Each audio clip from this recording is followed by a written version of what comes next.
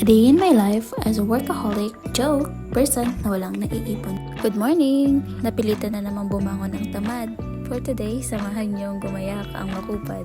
Napakatagal kumilos. Huy, late ka na.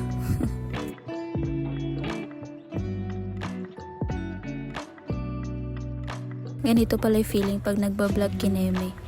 Tipong magbi-video ng kaunti sa CR tapos i-stop tapos ibabalik ulit yung phone. Wala na, late na. So after ko nga maligo at magbihes, nagpolvo lang ako ng konti at nagsuklay. Tapos habang nagsusuklay ako, napansin ko, ang daming nalalagay sa buhok ko.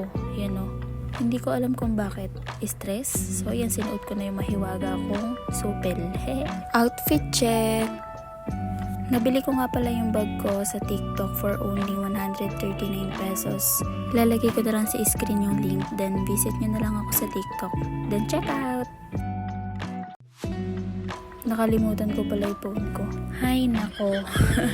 Yan, naglalakad na ako papunta sa kanto kasi salubong kami ni Nicole. Si Nicole pala, siya yung lagi kong kasabay pumasok sa trabaho. Parehas kaming makupad at parehas ding tamad.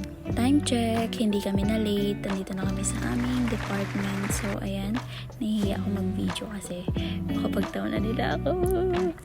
Guys, this is Leia, my friendship. Si Leia, ang pinakamakupad. Joke! Lunchtime pero tulog time ang ginagawa.